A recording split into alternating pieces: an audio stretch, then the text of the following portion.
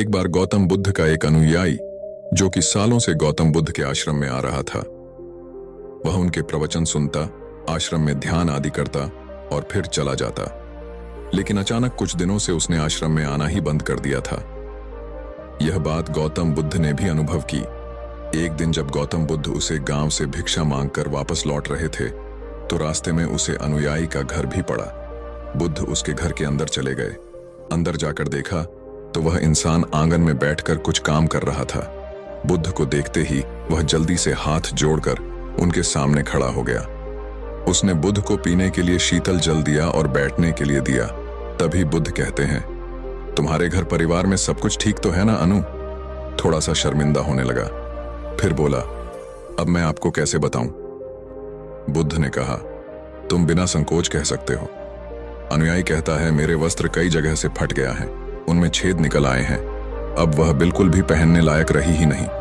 बुद्ध ने अनुयायी के वस्त्र देखे, वे बहुत ही बुरी हालत में थे, जगह जगह से फटी थी, कई सारी छेद थी। यह देखकर बुद्ध उठ खड़े हुए और मुस्कुराते हुए अनुयायी के कंधे पर हाथ रखकर बोले, चिंता मत करो, सब ठीक हो जाएगा। बुद्ध वस्त्र भिजवा देने का वचन देकर वहां से चला जाता है।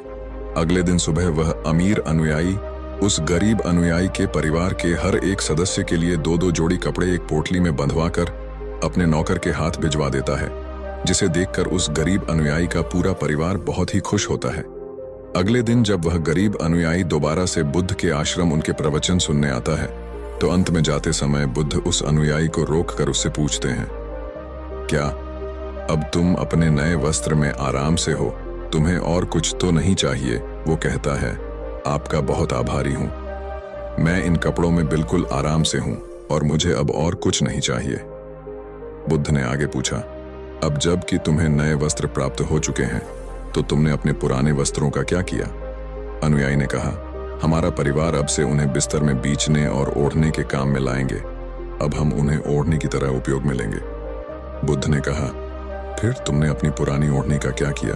अनुयायी ने कहा, वो बुद्ध, मैंने उसे अपने घर की खिड़कियों में पर्दे की तरह लगा दिया है। बुद्ध ने कहा, तो क्या तुमने अपने पुराने पर्दे फेंक दिए? अनुयायी बोला, नहीं बुद्ध, अब मैं उन पर्दों के छोटे छोटे टुकड़े करके उनका उपयोग रसोई में गर्म बर्तनों को उतारने और पकड़ने के लिए कर रहा हूं। बुद्ध ने पूछा, तो फिर तुमने रसोई की पुरानी कपड़ों का क्या किया? अनुयायी ने कहा, अब मैं उनका उपयोग घर में पोंछा लगाने के लिए करूंगा। बुद्ध ने कहा, तो फिर तुम्हारे पूंछे का क्या हुआ? पुराना पूंछा इतना तरतर हो चुका था कि अब उसका कुछ भी नहीं किया जा सकता था, इसलिए मैंने उसे पंछे से एक एक धागा अलग करके दिए के लिए बाती बना ली। उन्हीं में से कुछ बाती यहां मैं आश्रम में दान कर दी हैं, जो अब आज रात से आपके कक्षा में प्रकाशित होगी। यह सुन बुद्ध अनुयायी से संतुष्ट हो गई। वे इस बात से बहुत खुश थे कि उनका शिष्य वस्तुओं को बर्बाद नहीं करता, बल्कि उनका सही से उपयोग करना जानता है। गौतम बुद्ध हमेशा अपने शिष्यों को बहुत ही कम चीजों के साथ जीवन निर्वाह करने की शिक्षा देते थे।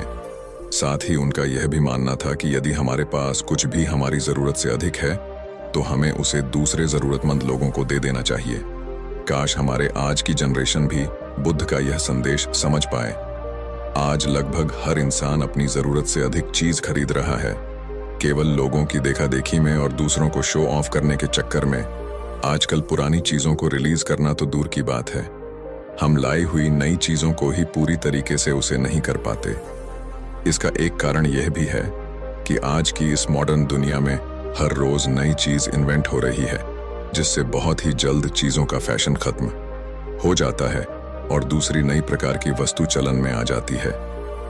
आजकल जब हम कोई फोन या इलेक्ट्रॉनिक प्रोडक्ट लेते हैं, तो उन्हें कितने तरह के फंक्शन की जांच करते हैं, लेकिन एक सर्वे के अनुसार एक इंसान अपने फोन के 60% फीचर्स कभी यूज नहीं करता या फिर बहुत ही कम बार उसे यूज करता है।